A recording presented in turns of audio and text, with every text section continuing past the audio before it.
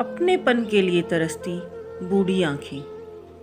मीनू, तुम्हें कितनी बार कहा है, पैरों में दर्द है तो सीढ़ियाँ मत चढ़ा करो। तुम्हें छत पर जाने की ज़रूरत क्या है? कपड़े सुखाने के लिए मुझे बोल दिया करो, मैं छत पे कपड़े डालने चला जाया करूँगा। तुम पैरों को तकलीफ मत दो। राकेश जी ने अपनी पत्नी से कहा, आप तो बस बातें बनाना जानते हैं। जब भी किसी काम का कहती हूँ तो भूल जाते हैं। कितनी बार कहा है कि कांता को वापस काम पर बुला लेते हैं, पर आप हैं कि मानते ही नहीं हैं। कांता मेरे काम का कितना बोझ हल्का कर देती थी और काम भी बिल्कुल सफाई से करती थी। उसकी जैसी दूसरी नौकरानी ढूंढने से भी नहीं मिल रही है। उसने थोड़े पैसे ही तो बढ़ाने को कहा था, बढ़ा देते आप। अब इस उम्र में मुझसे घर का सारा काम नहीं हो पाता। ठंड में तो हाथ पैरों की उंगलियां अकड़ जाती हैं। इस उम्र में आप भी इतनी कंजूसी कर रहे हैं और फिर ऊपर से मेरी आपको चिंता है, यह भी जता रहे हैं।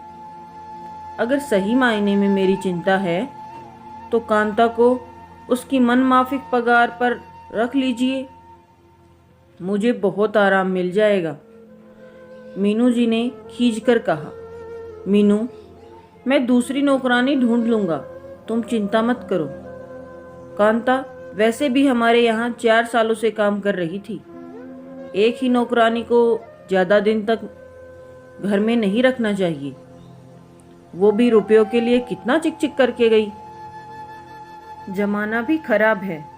हम अखबार में रोज़ की खबर पढ़ रहे हैं कि अकेले रह रहे बुजुर्ग दंपत्ति की नौकर ने हत्या कर दी। मीनू, हमें हमारी सुरक्षा खुद रखना है। हम भी अकेले ही रहते हैं और तुम बहुत जल्दी किसी पर विश्वास मत कर लिया करो। हम तो अपने खून से ही विश्वासघात झेले हुए हैं, किसी पराये पर विश्वास कैसे करें? कहने को 4 बेटे हैं, पर एक भी हमें अपने पास रखने को तैयार नहीं है।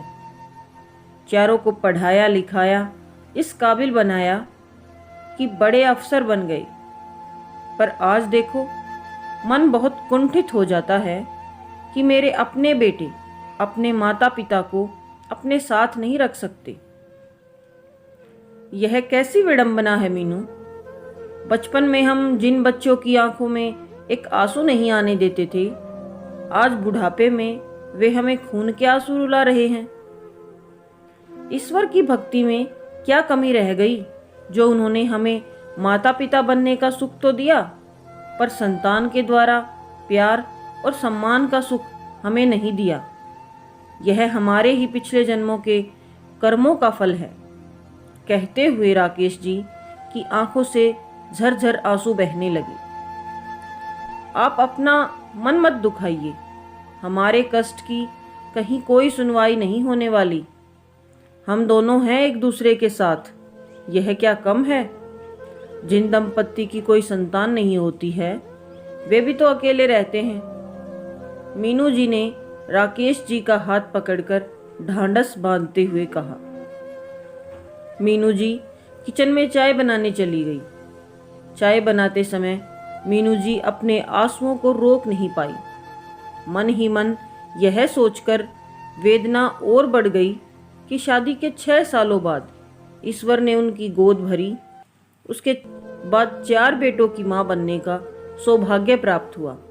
पर जिसे वह सौभाग्य समझ रही थी, असल में वह दुर्भाग्य निकला। ये कैसी विडंबना है कि संतान सुख के लिए जवानी में तड़पे और बुढ़ापे में उनके प्यार अपनताओं को तरस रहे हैं। इससे अच्छा तो निसंतान ही रहते। जीवन की परीक्षा अंतिम सांस तक चलती रहेगी। मीनू जी ने बड़े जतन से खुद को संभाला और चाय बनाकर राकेश जी को दी। दोनों पति पत्नी चाय की चुस्कियों संग अपने गम को खुशी में परिवर्तित करने की कोशिश करने लगे। दोस्तों, हमें अपने माँ बाप के साथ ऐसा करने से पहले सोचना चाहिए कि कल को हम भी माँ बाप बनेंगे, हमारे भी बच्चे अगर हमारे साथ ऐसा करेंगे तो हम कैसे जी पाएंगे। जैसा हम आज बोएंगे कल को हमें भी वो ही काटने को मिलेगा। मेरी आप सभी से यही विनती है कि अपने माँ बाप का दिल कभी भी न दुखाएं, उनका बुढ़ापे में सहारा बने। आपको हमारी ये कहानी कैसी लगी हमें कमेंट कर ज़रूर बताएं। अगर आपको ये कहानी पसंद आई है तो वीडियो को लाइक करें, चैनल पर नए हैं तो चैनल को सब्सक्राइब जरूर करें। Thank you. Thanks for watching.